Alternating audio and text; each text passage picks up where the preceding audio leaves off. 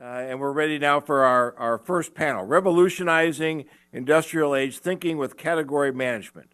And we're very, very fortunate to have as our panel chair, Mr. James Lewis, Category Management Secretariat, Office of the Deputy Assistant Secretary of the Army Procurement, and our panel moderator this morning wearing an appropriate AUSA tie, Major General retired Ted Harrison. So please, a warm welcome for our first panel for this morning. Thank you. Thank you, General Ham. Good morning, everybody. Oh, thank you. There you go. All right. Thank you, General Ham. Good morning, everyone. I'd like to start by thanking AUSA not only for hosting this event, but for what they do every single day for our Army, for its soldiers, for its civilians, and for our family members. So, General Ham and your entire team, thank you again. I want to welcome all of you to this year's AUSA Hot Topic on Acquisition and Contracting. My name is Ted Harrison, and I've got the privilege to be your panel moderator for this panel. And in keeping with this year's theme, focusing on the road ahead, modernization, readiness, and reform, this panel is entitled Revolutionizing Industrial Age Thinking with Category Management. As all of you know, we're challenged by an acquisition and contracting framework that is largely based on the early Cold War era, in which DoD represented the state of the art in electronics and computing technology. This is no longer the case. And though US-based companies still have the lead in technology and innovation in areas such as AI and cyber, our lead's slipping. And even more concerning is that more and more technology companies are pushing back on doing business with the Department of Defense due to the time it takes to strike a deal and the bureaucracy and the red tape that's required along the way. Now, we all know the Department of Defense must reform itself and find ways to buy more like commercial business. We not only must acquire goods and services faster, but we also have to buy smarter as well. Today's panel will discuss one of the initiatives on the President's management agenda known as category management that gets at this. Many of us think that category management is simply managing the acquisition of goods and services on large multiple award IDIQ contracts, many of which are managed by the General Services Administration. I think as we hear from our panelists this morning, you're going to find that category management is about a lot more than that. I'd like to thank Stuart Hazlett and his DASA-P team for setting the stage for this discussion.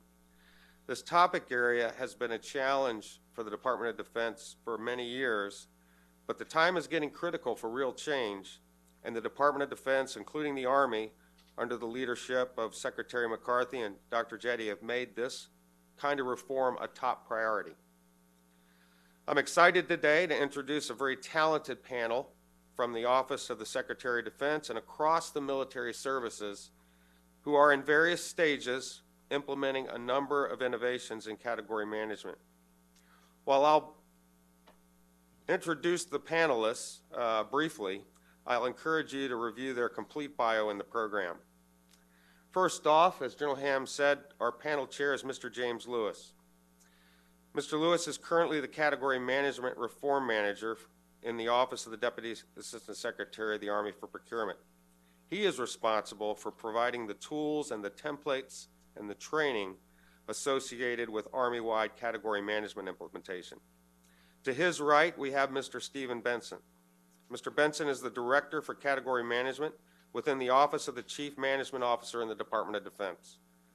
Mr. Benson is currently the Director of Category Management in the Office of the Chief Management Officer. And to date, the Office of the Chief Management Officer Category Management process has identified approximately $1.4 billion in savings for the department. Using lessons learned from the first 3 sprints, Mr. Benson is currently directing the build-out of category management as an end-to-end process. To his right, we have Mr. Richard Lombardi. Mr. Lombardi is the Deputy Undersecretary of the Air Force for Management and Deputy Chief Management Officer in the Office of the Undersecretary of the Air Force. Mr. Lombardi exercises the Undersecretary Chief Management Officer's responsibility for improving the effectiveness and efficiency of Air Force business operations. He also serves as the Air Force's Director for Business Transformation. Next, I'd like to introduce Mr. Dwayne Weaver. Mr. Weaver became the Executive Director and the Deputy Assistant Secretary of the Navy for Acquisition and Procurement in the Office of the Assistant Secretary of the Navy for Research, Development, and Acquisition in May of 2016. He is the subject matter expert responsible for procurement policy and acquisition-related business systems that support the execution of the Navy's worldwide multi-billion-dollar acquisition and procurement mission. Last but not least is our own Ms. Becky Warrick. Ms. Weirick currently serves as the Senior Services Manager and the Civilian Deputy in the Office of the Deputy Assistant Secretary of the Army for Procurement. She provides leadership in the acquisition of Army services and is responsible for a portfolio of more than $200 billion in existing and planned contracts across the Army. She provides the oversight for acquisition planning, competitive selection processes, and the performance-based acquisition, and ensures deployment of proper management controls for service acquisitions, and advises the Army Acquisition Executive on all matters related to service contract providers. Our panelists today will discuss how each of their organizations develop this category management strategies and how they put those strategies into motion through practical policies. We'll also get an even better perspective in terms of how we can improve the way we execute contracts and programs as we hear about their lessons learned and other practical considerations. Once we hear from our panelists, we want to encourage the audience to provide its feedback and ideas, particularly from an industry perspective, in order to engage in a more dynamic discussion. As previously mentioned, you can use the Poll Anywhere web link to transmit your questions to the front. And with that, I'm going to pass the baton over to Mr. James Lewis, our panel chair. Thank you, sir. Good morning to everyone. And I'd like to start out by talking to you about category management. And if you could move to the next slide, please, sir. As I came in, and in many instances where we talk about category management, we get the question is, what is category management? And category management is simply taking an enterprise-centric approach to procuring goods and services. And when we talk about goods and services, we're talking about all goods and services, whether they're common goods and services or DoD-centric goods and services. And I'll talk about that more later. Category management is not a new concept. It is an industry best practice. However, for the federal government, it has its foundation in the two documents, which are the President's Management Agenda and the National Security Strategy. In those documents, they talk about eliminating inefficient purchasing and consumption behavior, shedding outdated management practices and structures, and leveraging the scale of our operations to generate efficiencies. Successful implementation of category management requires a comprehensive analysis of your requirements and your buying behaviors. It requires a robust market intelligence capability, and it also is predicated on data-driven decisions. Next slide, please.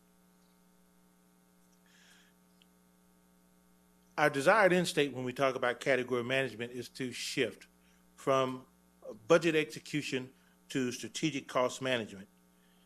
It represents that paradigm shift from spending what we have to buying what we need at the right price, at the right time, and the right quantities.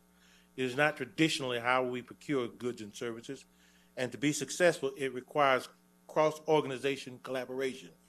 One of the key concepts of category management is that it's about unity of effort, not unity of command. Next slide, please. There are 19 categories, and they're separated by common and DoD-centric. The ones in black up there are 10 categories, and those categories represents goods and services that everyone in the federal government buy, whether you're in the Department of Defense or other federal agencies. The ones in purple are the DoD-centric, and they represent our weapon systems and our associated equipment that's associated with the weapon systems.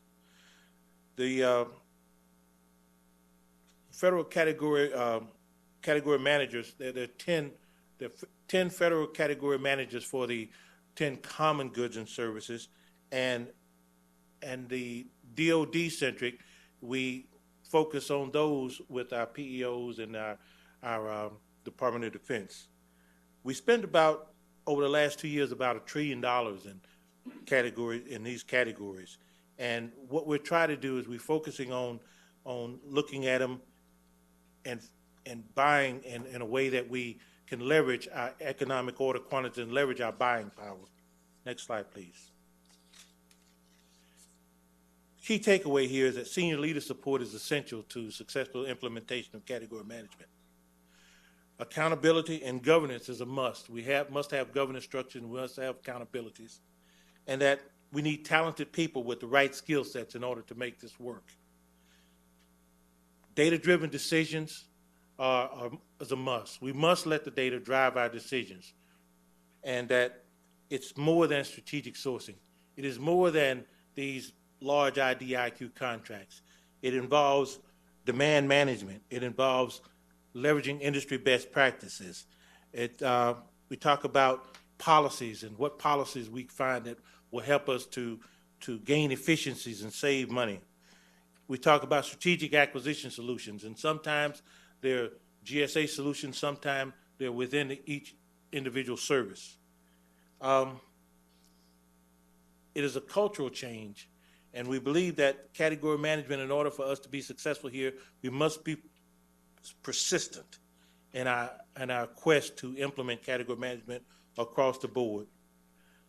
It allows us to apply fiscal discipline and allows us to use our data to drive our decision, and it also allows each one of our category managers and category leads to prioritize requirements in individual categories. What we'll do right now is I'll turn over to Mr. Benson, who will provide a few introductory comments, and Mr. Benson. Thank you. Great, I'm on. So great introduction to the topic. I just want to amplify with a couple comments on category management, then I'll give you a little bit of what OSD is doing. Category management started in the retail space.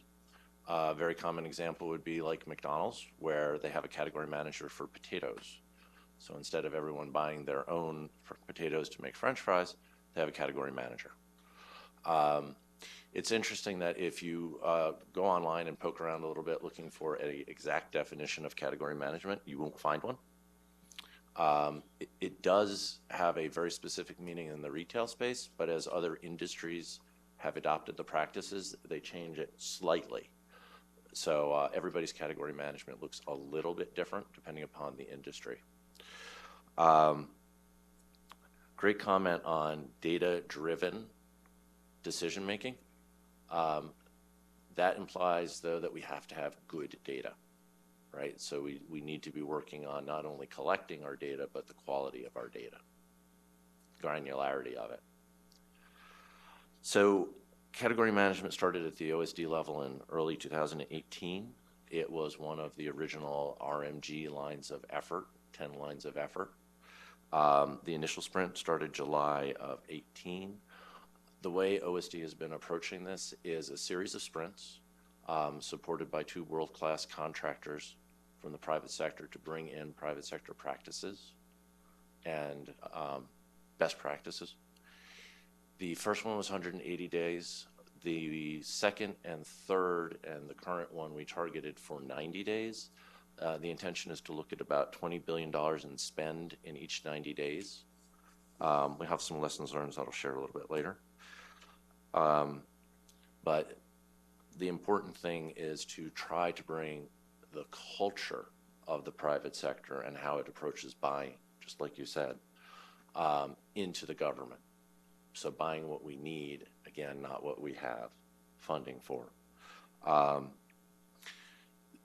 As we do these engagements, one of the things we've learned is that we've got to do a pre-engagement period. We've been starting late in terms of getting the data and getting out to the stakeholders. So we're going to be doing pre-sprint activities now and reaching out to folks earlier in the process. I do think this is an exciting opportunity for your folks, if you work with a sprint, to upscale the skill set as they interact with basically the best that the private sector has to offer and the latest thinking that the private sector has to offer on category management. We do have biweekly meetings with the folks here on this panel. It's intended for two-way communications. Please communicate any concerns you have or any thoughts. This really needs to be a collaborative venture. So you have a pathway up through your service to get any concerns to OSD that you have. Please do that. To date, our ROI in category management is 160 to 1. For every dollar we have invested, we have gotten 160 back. So there is a lot of opportunity here to free up money for lethality, and we need to take advantage of it. One of the biggest problems that we've had is the Trade Secrets Act. When we interact with a number of the contractors and the vendors, they have concerns about the proprietary nature of their data. That was a significant roadblock in a couple of the sprints. We do believe that we have an in-government workaround that we're starting to develop. If you are involved in a sprint, you'll see there's an MOU that we sign at the beginning of the sprint. It has a flow chart for dealing with Trade Secret Act concerns. And again, we are trying to develop some in-house analytical capability so we can do government to government in the Trade Secrets Act area. So with that, I will turn it over to Mr. Lombardi. Great, thanks, Stephen. Within the Air Force, we've been on this journey for category management for quite some time. So they probably started around in the 2014 timeframe. Many of you here in the audience might know our Deputy Assistant Secretary of the Air Force for Contracting, Major General Cameron Holt. When he was the commander out at the Air Force Installations and Contracting Agency, he really started within the Air Force the whole thought process behind category management. And so we've been kind of leading the way on this, and particularly thanks to Cameron's work. And so, as was said, category management has a lot of different definitions. So they go. So I try and simplify it for myself. So they go because my degree's in accounting. So they go. A lot of the stuff just kind of goes beside me. So, but it's a structured approach to analyze and manage cost. And what it's not, and I think we get caught up on this oftentimes, is that it is not a enterprise or strategic buying or enterprise. It can be, but it doesn't necessarily have to be. And so, as was said, what we want is to allow the data to let it drive us. And so what we're doing, well, actually, if you go to the next slide. So within the Air Force, where we've been really kind of focusing on is, if you see there, the 4 pillars. And if you notice on the pillars, only one of it is an acquisition pillar. Because as was stated earlier, it's really kind of important, the demand management, to get that requirement right. And then understanding the policy. And as we all know, policy drives cost oftentimes, or it can eliminate cost. So really kind of evaluating what policy is doing to us. And then looking across to industry best practices and business intelligence. And all of that should then help you shape what is your acquisition strategy. So if you just, and we've done this in the past, if you just go straight to an enterprise buy or strategic sourcing, you can do that and you're going to get some rate savings, but you're going to leave money on the table because you haven't done the other aspects associated with the full complement of what you want to do with respect to category management.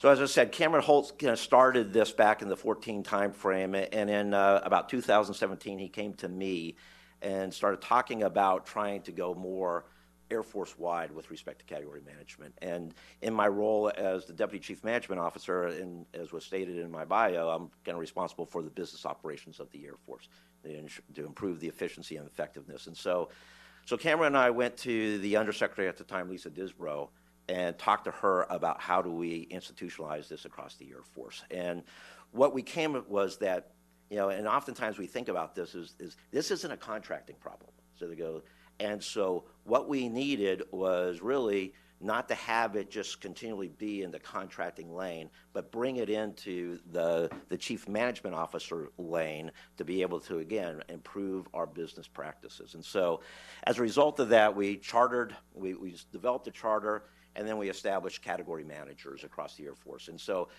we talked about, all the areas of spend. So they go, well, the 10 common area, because the other ones, the defense-wide, as was noted, is really kind of being taken care of by our PEOs.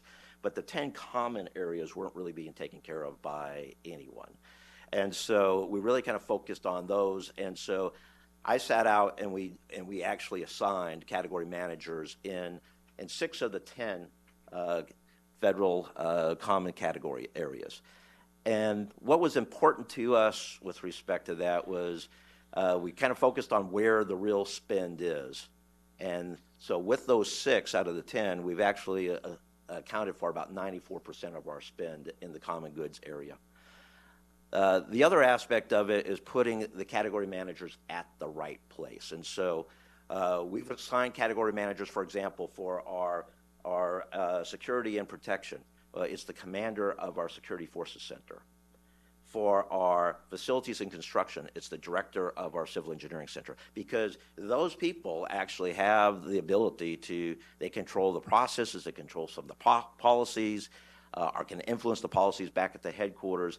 And, so really it provides the ownership at that level, because I think that's where it's really important for us, is to really make sure that the key aspects, the people who really own the processes and those areas, to feel the ownership associated with it, because that's how you institutionalize it, and that's how we have been trying to bake it in as part of the Air Force. Next slide. So I like to show this slide just for a couple of reasons. One is it highlights some of the successes that we've had within the Air Force over really since FY16. And so, and the number on there is actually a little bit short. We've actually, I got a note last night, and we have realized either in savings or cost avoidance in the Air Force using category management practices since FY16, $1.7 billion. We also have, and that's actually realized, we have another $1 billion that we are projecting based upon just solely the things that we've already put in place. So we're making progress on this, but what I really like about this slide is it really kind of shows that, that category management isn't just at the enterprise level. You can do category management at the local, regional, and enterprise level. The other aspect of it, which I think is important, is a lot of people think that, well, unless it's a big contract or it's big dollars or it's big savings, it's not worth it. And as stewards of our taxpayers' dollars, every dollar counts. And so you'll see in here that in some cases, the savings are fairly low, but every dollar that we can put towards lethality and re-roll those, and particularly at the installation level, which some of these are actually at, installation commanders can actually go and take care of unfunded requirements that they haven't been able to get to. So that's critically important for us. The last thing that I like to show with respect to this is that, people tend to think that when you think about category management and taking care of our small business obligation, that they're mutually exclusive, and they're not.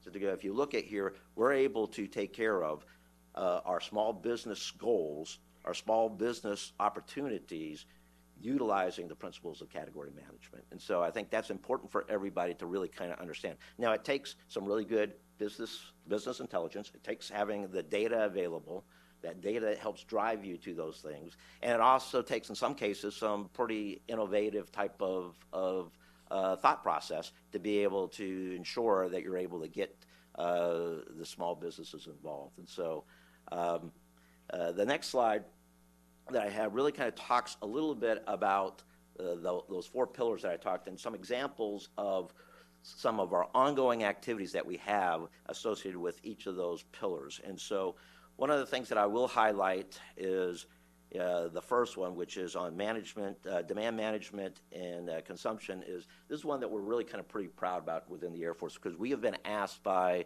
the Department of Homeland Security to actually lead category intelligence report for the entire federal government for this on working dogs. There they go. And so, it's a whole new way of thinking about how are we procuring and taking care of working dogs across the federal space, because oftentimes agencies are actually in conflict with each other. So they go, and we're going after the same, type of dogs. So they go, and so why are we doing it differently? And oftentimes also is, you'll find a dog that is very well suited for one agency, and not necessarily for another. And for example, a TSA may be training a dog that they find is fairly aggressive. Well, the last thing you want is an aggressive dog going through and sniffing, as you know, when they come into lobby areas. So they go, but that may be exactly what we want for our security forces. And so looking at those type of things and just thinking outside the box and thinking about the problem in a different way has really helped us shape how we want to be able to do category management. And so on my final slide, I'll just kind of talk a little bit about, again, and wrap up what we're doing. And we really want to try and bake this in. And so, like I said, the lower you get, with the category managers and the people who are actually executing it, the more this will be sustainable. And so, and because it's no longer becoming something that is a top-down driven type of thing, it's really in the case of the Air Force, our airmen are now thinking outside the box at the installation level on how they can think about category management and doing things smarter. Again, the other part of it is that we have never really thought in the areas of goods and services, we've never really thought about total cost of ownership. And we've been doing some work with respect to HVACs across our installations. So they go, and thinking of that differently and how you manage cost for the whole lifespan of an HVAC versus just worrying about it as you install it into a building. And then you have, on any given installation, you might have 15 different types of HVAC systems and the cost associated with bench stock and all that kind of stuff. So looking at it from a total concept. And then again, we're pretty proud about the fact that we have seen very viable, very tangible, realized savings or cost avoidance, which we've been able to readdress back, and particularly in a lot of these areas we've allowed the money to stay at the installation level because our installations have been underfunded for some period of time, and so it's been allowing our wing commanders to have more flexibility in the year of execution to be able to take care of things that they haven't been able to do. So again, looking forward to the following discussion. Touch it here. Good morning. I sincerely appreciate the opportunity to be here and tell the Navy's story. What I'd like to do is frame what I'm going to say with a little bit of Department of Navy history. Going back several decades, we had an organization called the Naval Material Command, and it was a very top-down structure of how to manage acquisition. And the Secretary of the Navy at the time decided to abolish that and save the overhead, basically, I think was what he was looking at. And we created 10 commands with specific portfolios: Naval Sea Systems Command for ships, Naval Air Systems Command for aircraft, and the rest have a specific portfolio of that's just part of our overarching portfolio. We have a Naval Facilities Engineering Command for construction.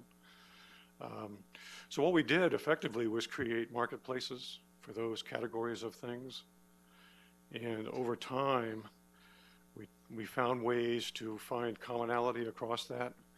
When we go, the Navy Marine Corps Intranet was probably our first venture into something that was a category management-wide, a Department of Navy-wide network. Basically, we took all of our desktops and computers and put them all together in one network. The Marine Corps still had a separate one for the time being, and we had a separate one for overseas. But over time, we're on our third generation now of NMCI. It's called InGen right now.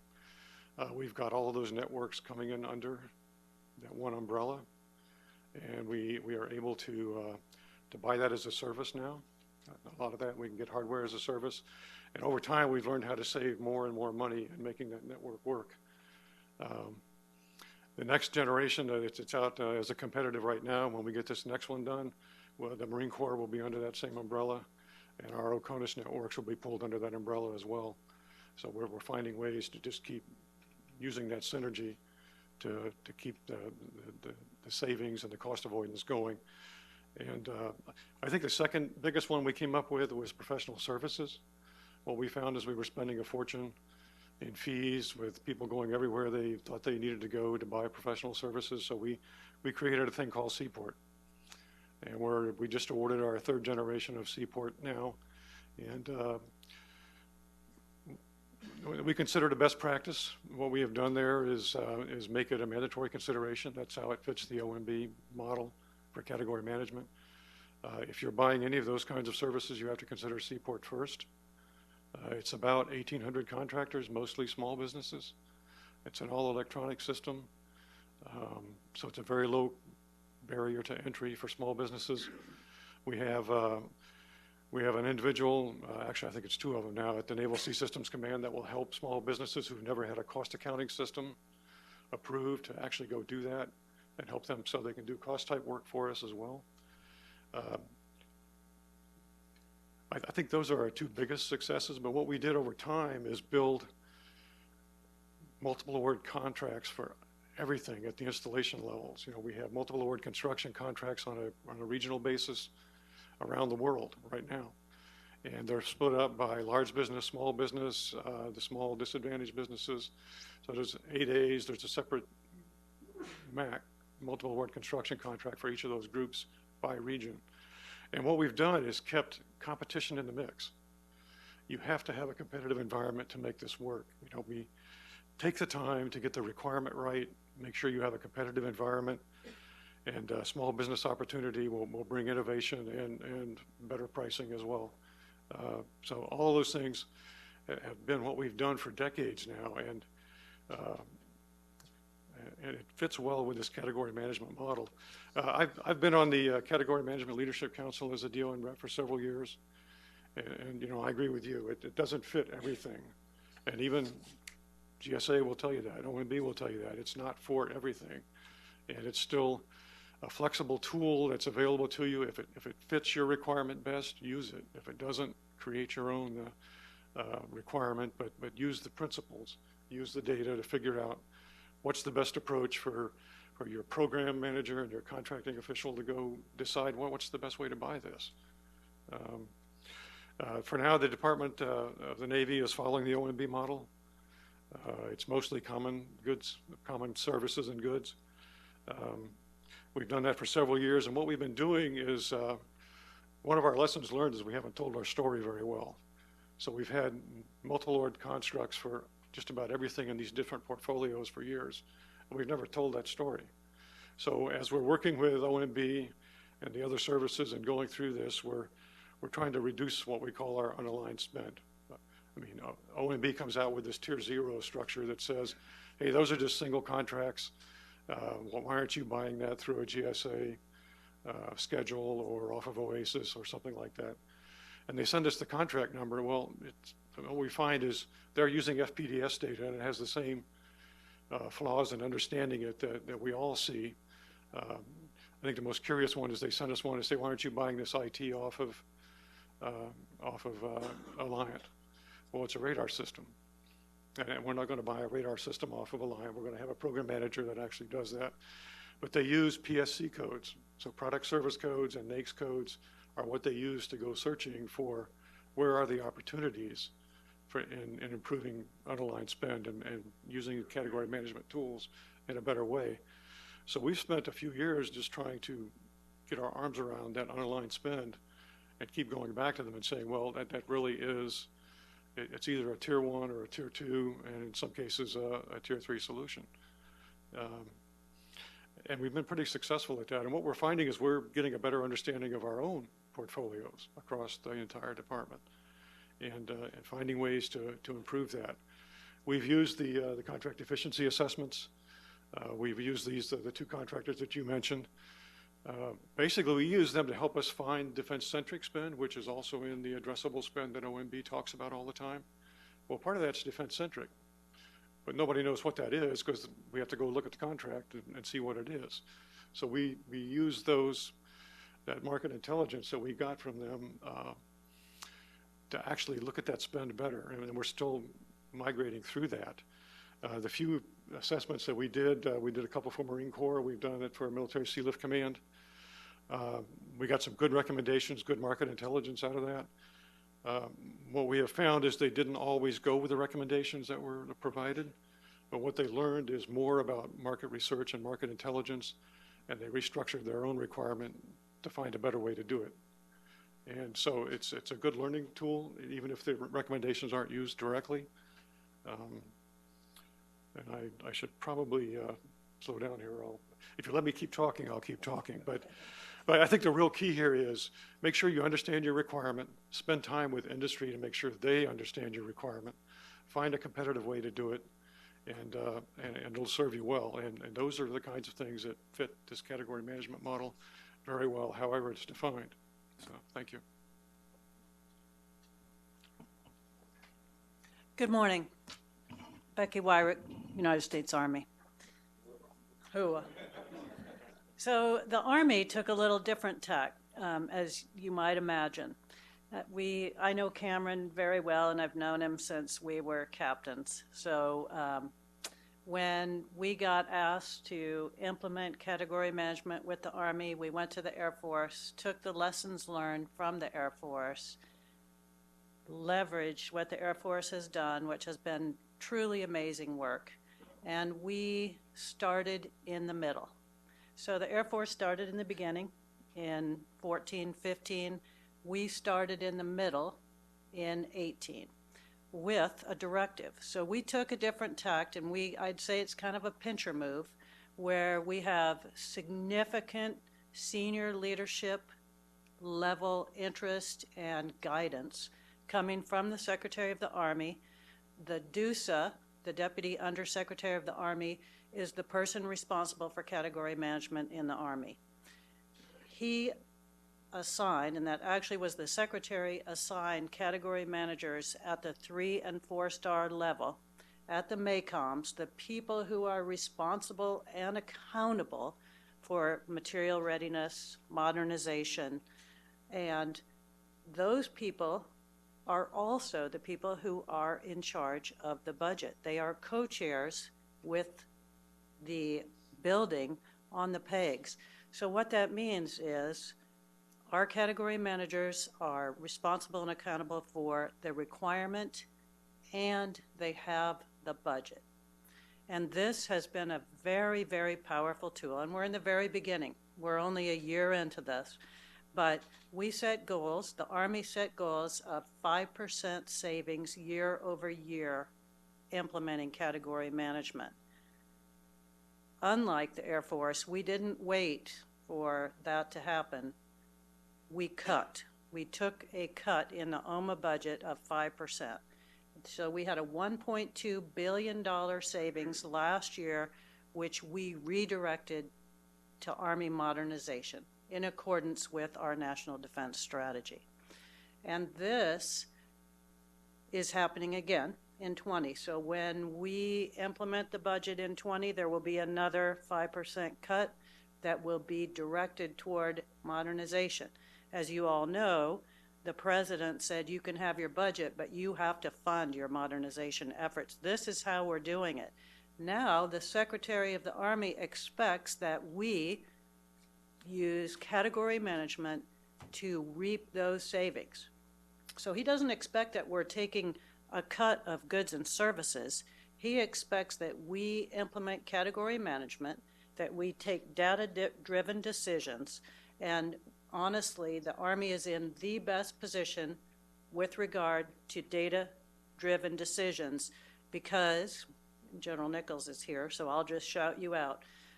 Back in 10, 11, she implemented something called paperless contracting file, virtual contracting enterprise, which gave leadership the ability to see the entire contracting and acquisition enterprise end to end. It was a brilliant move, and it has really advanced our cause with regard to being able to see ourselves get the data we need, measure, as Ms. Hsu mentioned, we can measure ourselves, and we're getting better and better at it every day. And this is really helping us see ourselves in spending. One of the things, so we hired a contractor also, in addition to leveraging the OSD sprints, which have been extremely helpful getting us to understand where there are areas for opportunity where we could save, still buy the same things, the same services, but do it smarter. Through some of these OSD sprints, we hired a contractor also who looked at our big mountain of spend over about a 5-year period, wrote a study for us, and I will tell you, I was walking into the DASAP when that study came out, and my visceral reaction of 30 years of contracting acquisition experience was, this is stupid. Well, of course, right? I'm the swamp dweller. But after I pushed that aside and I started thinking about what they were saying, hey, sometimes it's smarter to use a small business for what you're buying because the overheads and the G&As are so much lower. Sometimes it's smarter to use a large business for a different category. Sometimes it's smarter to buy things in bulk. Sometimes it might be smarter to buy it geographically.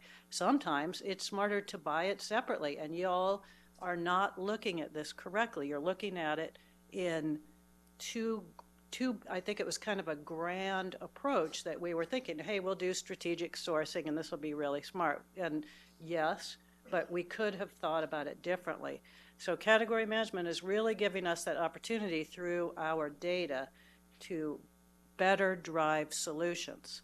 Now the Army, we are taking a 5% year-over-year savings.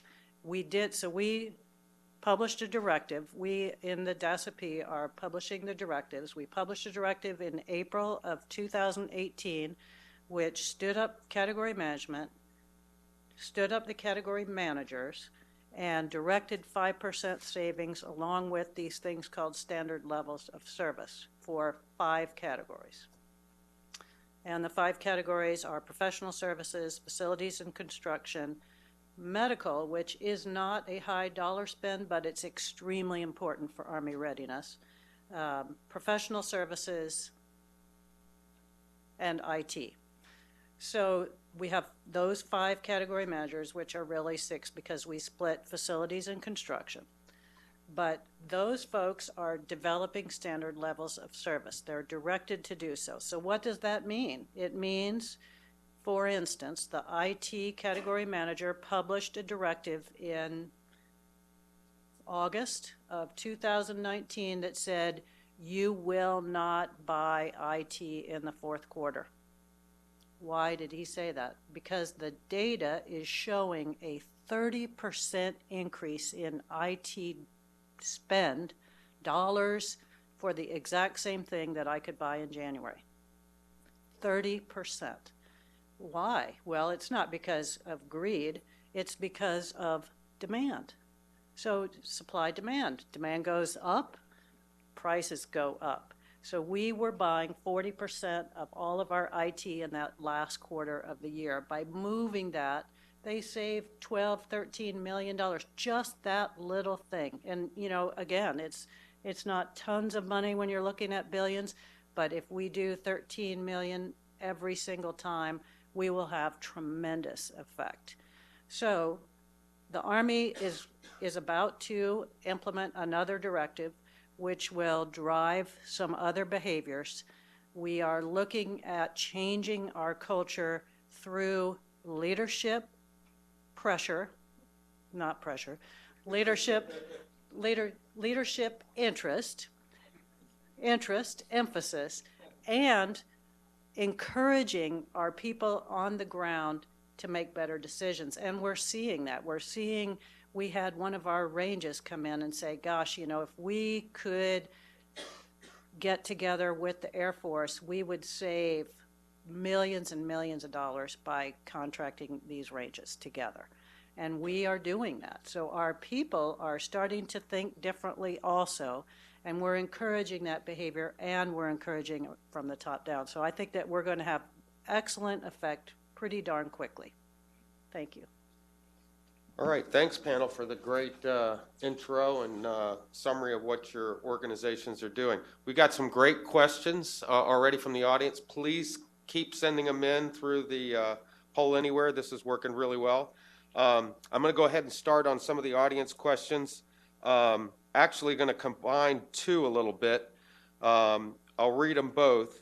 The first one, why is data more important than better requirements or risk and decision making? So, you know, the importance of data, and then kind of related to that, what artificial intelligence and machine learning capabilities are any of you using in category management? So lots of data available, lots of opportunity to leverage things like AI and so forth.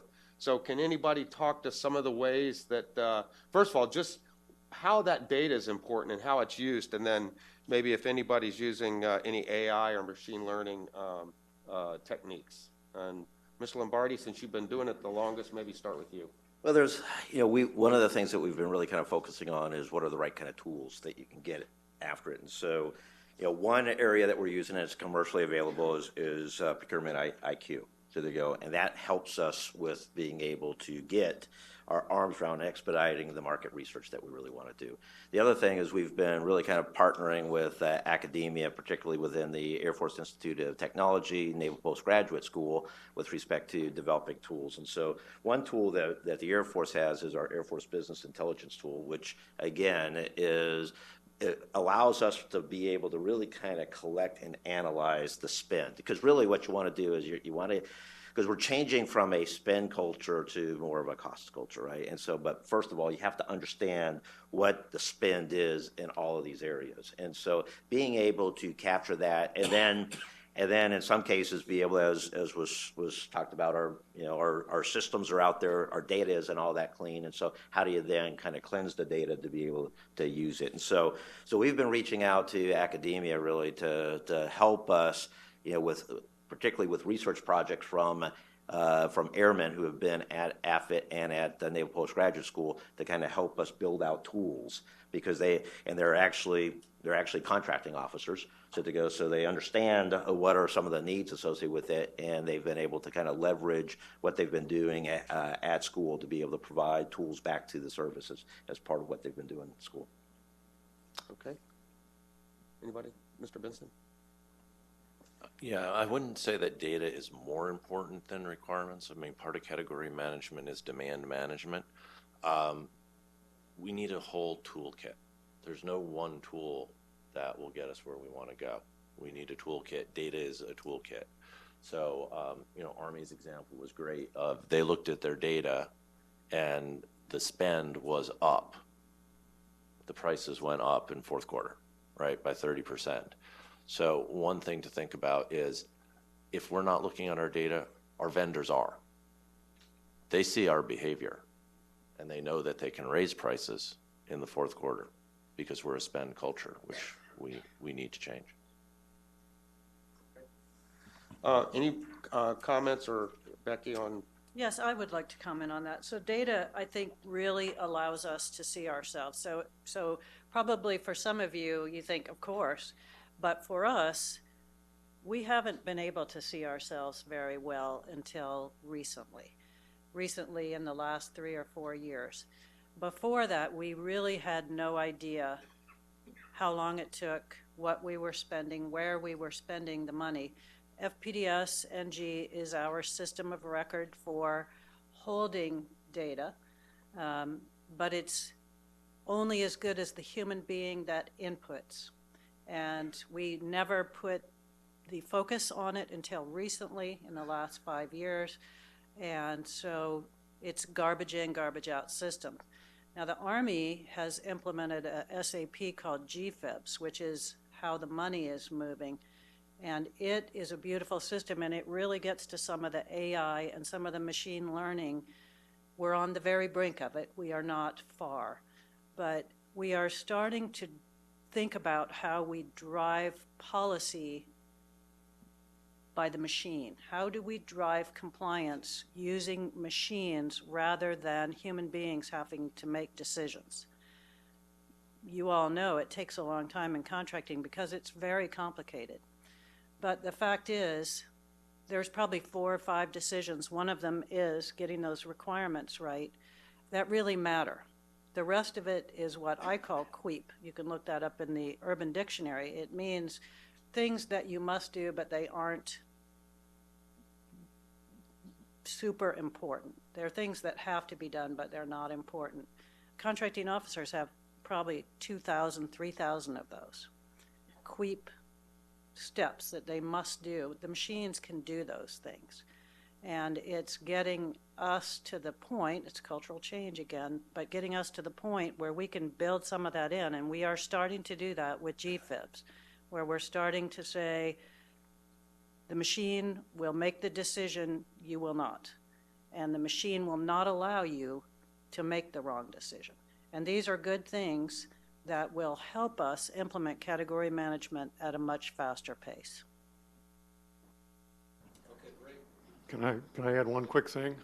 I would say, first of all, that your requirement is probably way more important than the data, but the data will inform the best decision you can come up with on how to buy it.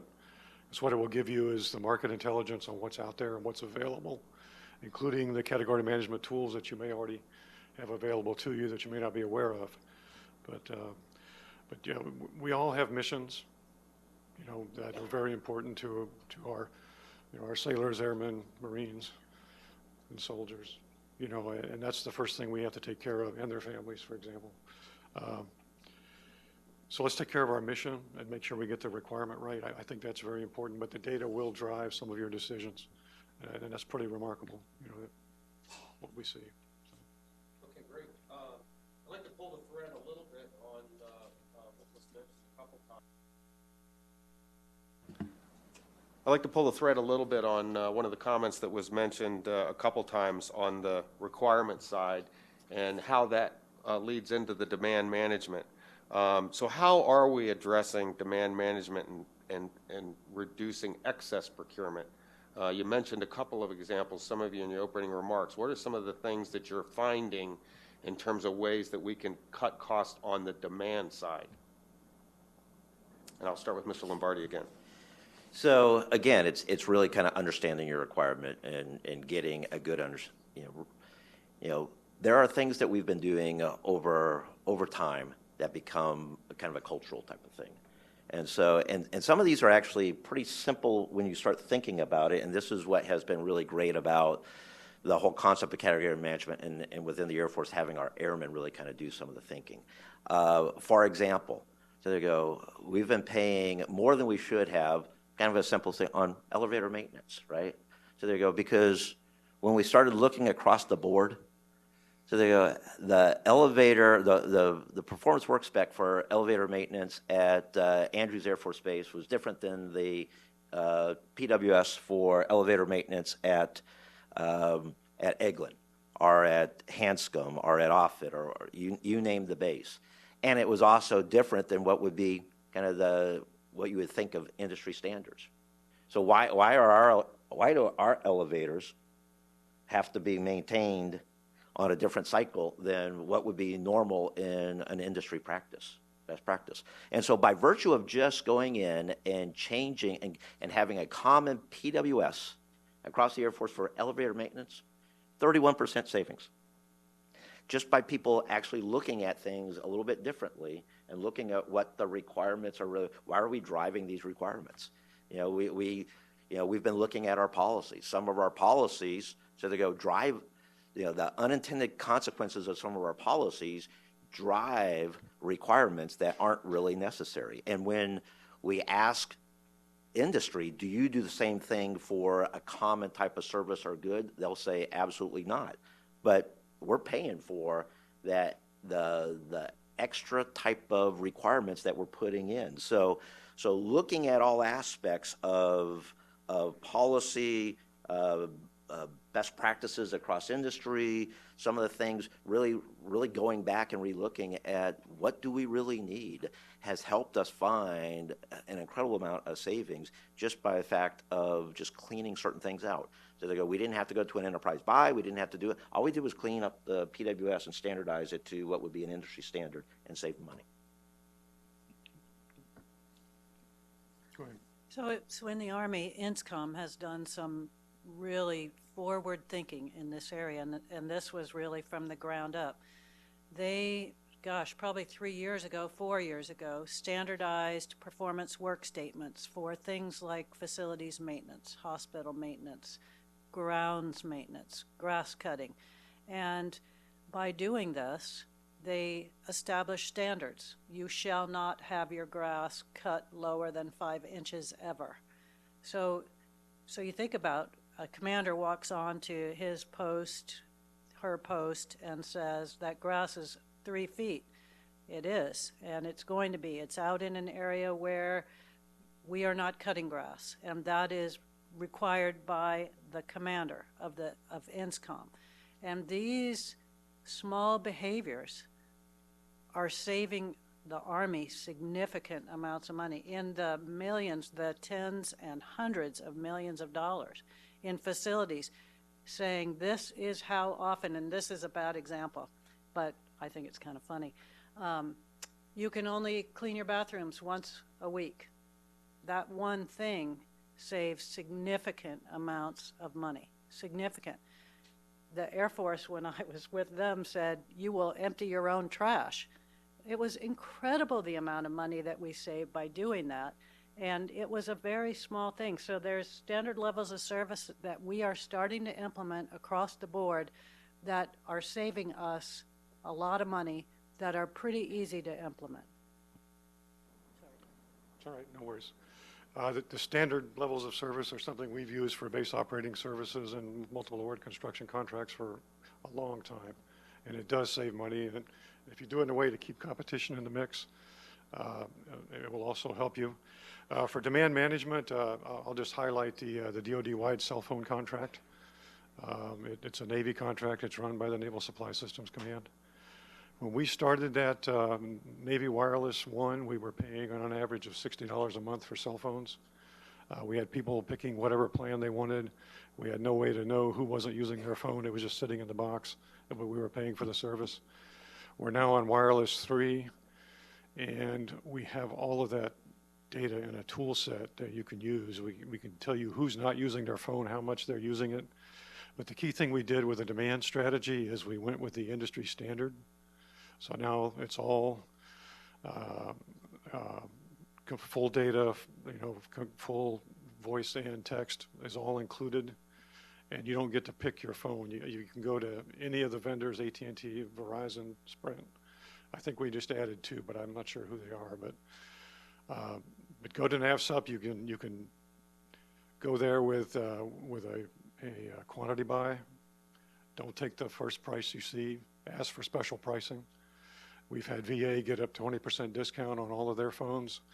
They save something like $9 million just doing that. So do it as a quantity buy. Don't let one group buy their own phones. Put them all together by base or by region or however you want to do that.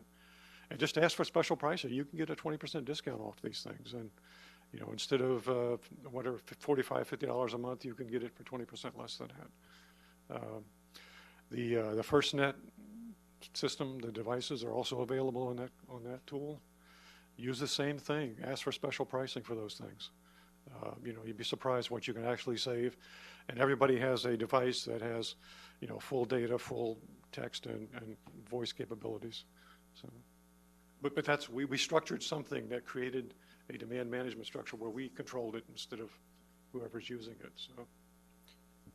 And demand management doesn't necessarily have to just be on hardware. It can be on services. So one of the things that one of the sprints found is when we were buying Cisco routers, Cisco was automatically enrolling in them in the maintenance program. So they had a dwell time in warehouses where we had them in the maintenance program. And then we also had routers that were marked for disposal that were still in the maintenance program, even though we were going to get rid of them. We also found we were buying too much Microsoft Blue Badge support. So at the end of the year, we had hundreds of hours of support that was not being used, and it was just lost money. So demand management isn't just buying phones. Look at services. In the sustainment area, there's also huge opportunities for demand management. Okay, here's an interesting question. What role, if any, is DLA playing in category management? And what are the thoughts on establishing a joint buying activity to support the buys of service-wide common goods and services? And I might add to that, when might this make sense? When might it not make sense?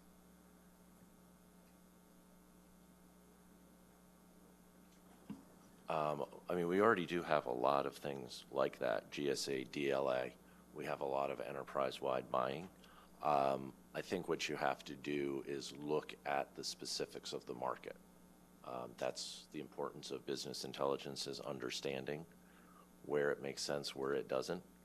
I think you have to match the requirement and what it is to how the acquisition strategy and where you use it. Obviously, things like Navy ships and planes are sort of one-off, and that doesn't make sense for a category. There are a lot of other tools you can apply there. So I think it's very dependent upon the market, and you have to look at the question is, when have you reached optimal size? And there are also lots of different ways to approach category management. It does not have to be a single person managing a category. You can easily create a virtual market where people have access to multiple contracts. To answer a little bit of the question with respect to DLA, so DLA is heavily involved in category management as well, as you would suspect, as in what their role is across the department. One of the things that I think is interesting is that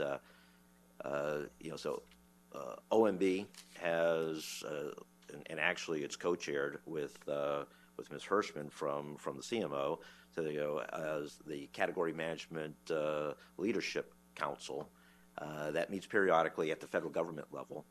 The interesting part about it is that within the department we kind of have a voting block because, as you would expect, the department is much larger spend than any of the other federal agencies, and so sitting at the table, we actually have Ms. Hirschman representing overall the department, but the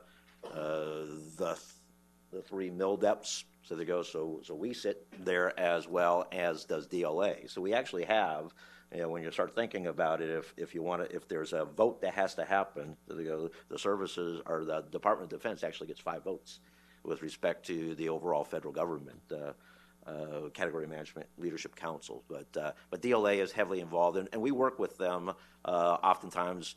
Looking at, as Stephen was saying, is again, letting the data kind of tell you where there are opportunities to really kind of partner on certain things and who is maybe best positioned to be able to lead kind of a category intelligence area to really kind of understand the marketplace and then the requirements and then how do you go after them. I know that we've been partnering with the other services within the Air Force on a couple of areas. One we've been looking at is like airfield paving.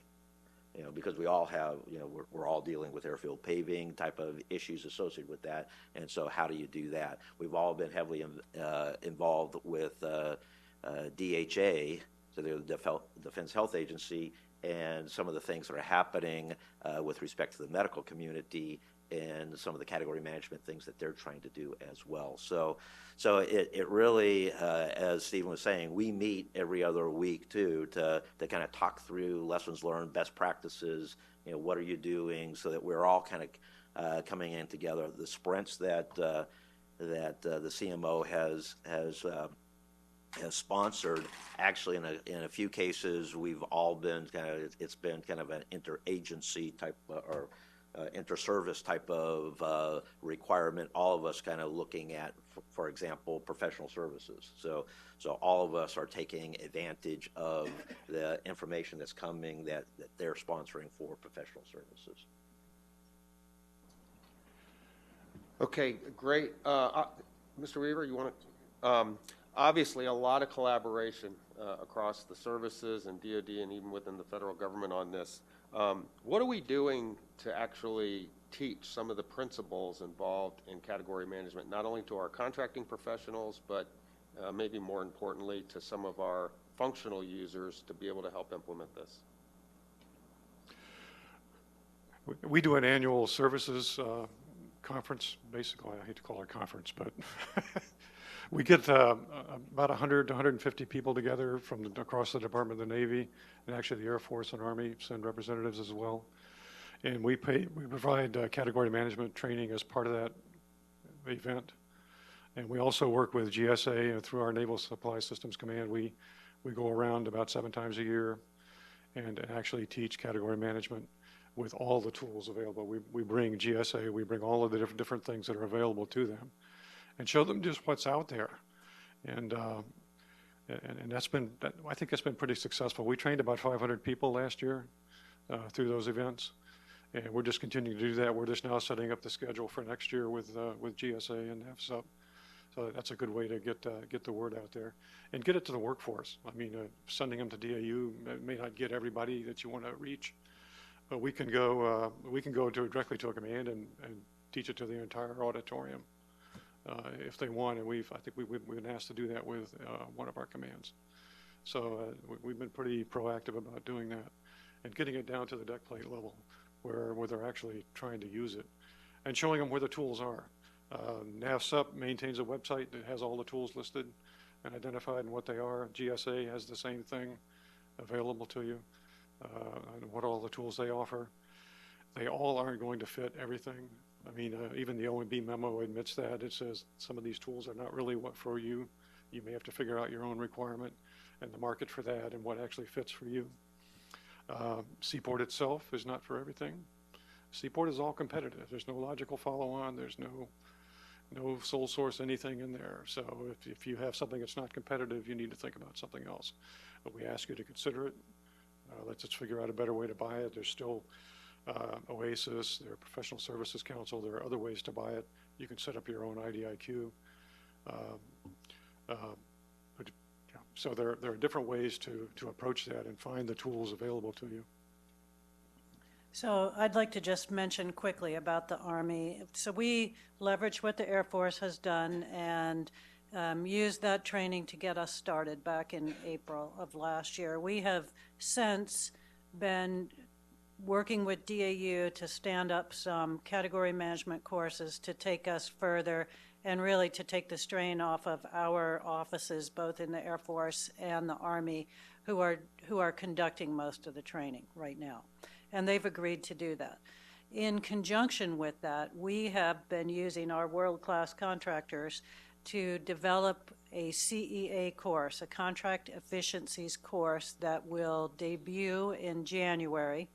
That is the pilot. January of 2020, we will debut this course, and it will be at ALU, Army Logistics University, where we will run our first 40 students through in January, and then we will stand it up, and it's for non-acquisition professionals to start to learn about how to get their arms all the way around the requirements, from the beginning of market research, understanding the market, to understanding how we buy, to writing the requirements, to getting those documents to a contracting officer, and having a more seamless approach, trying to decrease the time that it takes us, frankly, to get from glitter in the eye of a requirement to delivery.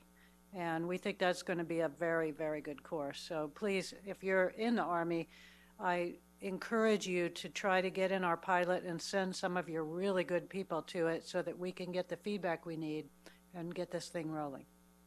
Thank you. All right, well, first, we're about out of time, so I want to just thank first the audience. Great questions. Really used all the audience questions for this. And then secondly, thank the panel. Thank you very much for your insights. Please, let's give them a round.